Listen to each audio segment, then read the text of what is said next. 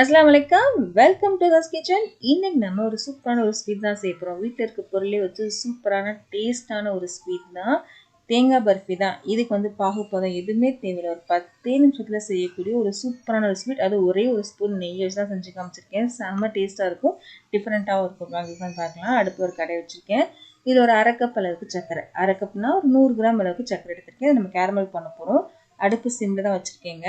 சிம்மில் வச்சிங்க அப்படின்னா இந்த மாதிரி சக்கரை வந்து கரைஞ்சிட்டே வரும். இந்த ஸ்வீட்டில் பார்த்தீங்கன்னா டைம் எதுக்கு எடுக்கும் அப்படின்னா அந்த கேரமலுக்கு மட்டும் தான் டைம் எடுக்கும். இது எல்லாமே ஈஸியாக முடிஞ்சிடும். சில பேர் கேரமல் வர மாட்டேங்குன்னு நிறைய பேர் வந்து கமெண்டில் சொல்லியிருக்கீங்க புட்டிங் வீடியோஸ்லாம். ரொம்ப சிம்பிள் தாங்க, கொஞ்சம் பொறுமை தான் வேணும்.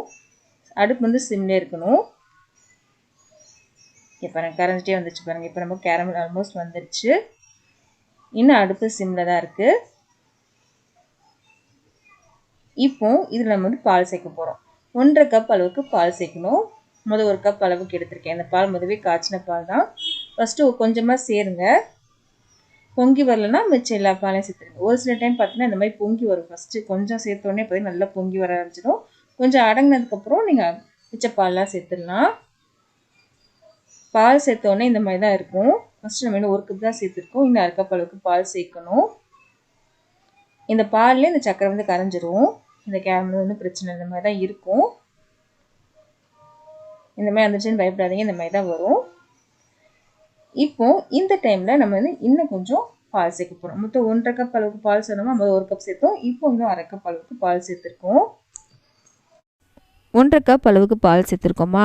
இப்போது இந்த பாலில் வந்து இந்த கேரமல் கரைஞ்சி நமக்கு பாலோட கலரே பார்த்திங்கன்னா ஒரு கேரமல் கலரில் வரும். அது வரைக்கும் நம்ம வந்து அடுப்பில் வச்சுக்கலாம். இந்த டைமில் நம்ம என்ன செய்யணுன்றதை பார்க்கலாம் வாங்க. இது இருக்கட்டும் ஒரு பக்கம். இன்னொரு அடுப்பில் வந்து நான் என்ன பண்ணியிருக்கேன் அப்படின்னா ஒரு பேன் வச்சுருக்கேன். இதில் ஒரே ஒரு ஸ்பூன் நெய் மட்டும் சேர்த்தா போதும். இதுக்கு மேலே நெய் சேர்க்கணும்னு அவசியம் இல்லை. பாருங்கள், ஒரே ஒரு ஸ்பூன் நெய் தான் சேர்த்துருக்கேன். இந்த நெய் கொஞ்சம் உருனதுக்கப்புறம் 1 கப் அளவுக்கு தேங்காவை நல்லா பொடியாக துரி வச்சுக்கோங்க. இல்லைன்னா மிக்சியில் போட்டு நல்லா பொடியாக அரைச்சிக்கோங்க. தண்ணி எதுவும் சேர்க்க வேண்டாம்.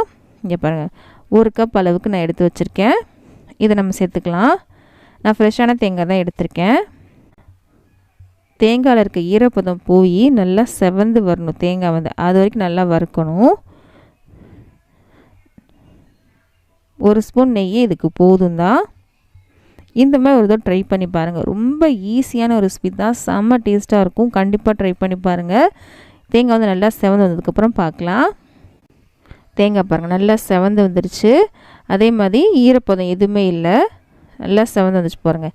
இந்த அளவுக்கு வந்தாலே போதும். இப்போது இதை தனியாக எடுத்து வச்சுக்கலாம். நம்ம இப்போ போய் நம்ம கேரமல் பால் வச்சுருந்தோம், அதை போய் பார்க்கலாம் வாங்க. கேரமல் நல்லாவே கரைஞ்சிருச்சு பாலில். பாலோட கலரே பாருங்கள் நல்லாவே மாறிடுச்சு பாருங்கள். இதுக்கு ஏலக்காய் பொடி எதுவுமே தேவையில்லை. கேரமலுக்கே ஒரு வாசமும் இருக்குது, டேஸ்ட்டும் இருக்குது. அதுவே நமக்கு இதுக்கு போதும். நல்லாவே கரைஞ்சிருச்சு. இப்போது நம்ம என்ன சேர்க்க போகிறோம் அப்படின்னா நம்ம வறுத்து வச்சிருந்தாலும் தேங்காய், அதை நம்ம இதில் சேர்க்கலாம். சேர்த்துட்டு நல்லா கலந்து விடுங்க. நான் ஒவ்வொரு ஸ்டேஜாக காமிக்கிறேன். தேங்காய் சேர்த்ததுக்கப்புறம் பார்த்திங்கன்னா சீக்கிரமாகவே எல்லாம் சேர்ந்து வர ஆரம்பிக்கும். இப்போ அடுப்பு வந்து நான் மீடியம் பண்ணிட்டேன். இது வந்து ஃபஸ்ட்டு ஸ்டேஜ். ரொம்ப தண்ணியாக இருக்க மாதிரி இருக்கு இல்லையா, இது கலந்துட நல்லா திக்காயிட்டே வரும். ஒவ்வொரு ஸ்டேஜாக நம்ம பார்க்கலாம். இப்போது இப்போ பாருங்கள், அடுத்த ஸ்டேஜ் காமிக்கிறேன். இப்போது கொஞ்சம் திக்காக இருக்குது பாருங்கள். பாகுக்கு இப்போ பார்க்க நிறைய வித்தியாசம் இருக்குது. நல்லா கொஞ்சம் திக்காயிட்டு வந்திருக்கு. இப்போது அடுத்த ஸ்டேஜ் பார்க்கலாம். இது வந்து அடுத்த ஸ்டேஜ். இன்னும் கொஞ்சம் திக்காயிருச்சு பாருங்கள். இப்போ நெய் எதுவுமே சேர்க்கணும்னு அவசியம் இல்லை. நம்ம ஃபஸ்ட்டு 1 ஸ்பூன் நெய் சேர்த்தோம் இல்லையா, அதுவே போதுமானது தான். நல்லா கலந்தோட இன்னும் திக்காயிட்டே வருது பாருங்கள். இது வந்து அடுத்த ஸ்டேஜு. அப்படியே பாத்திரத்தில் ஒட்டாமல் வர ஆரம்பிச்சிருச்சு. இப்போ ஆல்மோஸ்ட் நமக்கு ரெடி ஆயிடுச்சு. இன்னும் நல்லா பாத்திரத்தில் ஒட்டாமல் வரணும். அது வரைக்கும் நம்ம நல்லா கலந்து விட்டே இருக்கலாம்.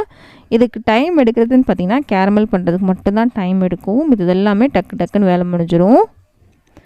இப்போ அடுத்த ஸ்டேஜ் பார்க்கலாம். அடுத்த ஸ்டேஜ் பாருங்கள், அப்படியே பாத்திரத்தில் ஒட்டாமல் வர ஆரம்பிச்சிருச்சு பார்த்திங்களா. இதுதான் கரெக்டான பதம். இப்போ நம்ம அடுப்பு ஆஃப் பண்ணிக்கலாம். இப்போ அதில் ஒட்டாமல் வர ஆரம்பிச்சிச்சு பார்த்திங்களா, இதுதான் கரெக்டான பதம். இப்போ நம்ம அடுப்பு ஆஃப் பண்ணிடலாம். இது நல்லாவே சூடாக இருக்கும். இது கொஞ்சம் ஆறுனதுக்கப்புறமே நம்ம வந்து ஷேப் பண்ணிக்கலாம். நீங்கள் ஸ்கொயராக கட் பண்ணணும்னு நினச்சிங்க அப்படின்னா ஏதாவது பாத்திரத்துக்கு போது செட் பண்ணிக்கோங்க, அப்போ கூட கட் பண்ணிக்கலாம். இப்போ வந்து பார்த்திங்கன்னா நல்லாவே ஆறிடுச்சு. ஆறினதுக்கப்புறம் பாருங்கள், நம்ம தேவையான ஷேப் நம்ம கையிலே எடுத்து பண்ணிக்கலாம். நான் கொஞ்சம் ரவுண்ட் ஷேப் தான் பண்ணிக்கிறேன், உங்களுக்கு எந்த ஷேப் வேணாலும் பண்ணிக்கலாம். செம்ம டேஸ்ட்டாக இருக்கும், கண்டிப்பாக ட்ரை பண்ணி பாருங்கள். ரொம்ப ஈஸியான ஒரு ஸ்வீட் தான், செம்ம டேஸ்ட்டாக இருக்கும். எல்லாமே வீட்டில் இருக்க பொருட்கள் தான். செஞ்சு பார்த்துட்டு உங்கள் ஃபீட்பேக் கண்டிப்பாக கமெண்ட் பாக்ஸில் சொல்லுங்கள். இந்த ஸ்வீட் வந்து 2லேருந்து 3 நாள் வரைக்கும் நீங்கள் ஸ்டோர் பண்ணலாம், வெளியே வச்சாலுமே கெட்டு போகாது. பால் சேர்த்துருந்தாலுமே நீங்கள் வந்து ஃப்ரிட்ஜில் வச்சிங்கன்னா 1 வாரம் வரைக்குமே நீங்கள் வந்து ஸ்டோர் பண்ணலாம். ஆனால் 1 வாரம் வரைக்கும் கண்டிப்பாக இருக்காது, சீக்கிரமாகவே கலையிடும். அந்தளவுக்கு ரொம்ப சூப்பரான ஒரு ஸ்வீட் தான், கண்டிப்பாக ட்ரை பண்ணி பாருங்கள். இந்த வீடியோ பிடிச்சினா ப்ளீஸ் லைக் பண்ணுங்கள். லைக் பண்ணால் தான் அந்த வீடியோ நிறைய பேருக்கு ரெக்கமெண்ட் ஆகும். நிறைய பேர் இன்னும் சப்ஸ்கிரைப் பண்ணாமல் தான் பார்த்துட்ருக்கீங்க, ப்ளீஸ் சப்ஸ்கிரைப் பண்ணுங்கள், அது கொஞ்சம் மோட்டிவேஷனாக இருக்கும். இந்த மாதிரி வீடியோஸ்லாம் உங்கள் ஃப்ரெண்ட்ஸ்க்கும் ஃபேமிலிஸ்க்கும் யாருக்கா பிடிக்கும் அப்படின்னா அவங்களுக்கு இந்த வீடியோ ஷேர் பண்ண மறக்காதீங்க. நம்ம அடுத்த வீடியோ சந்திக்கலாம்.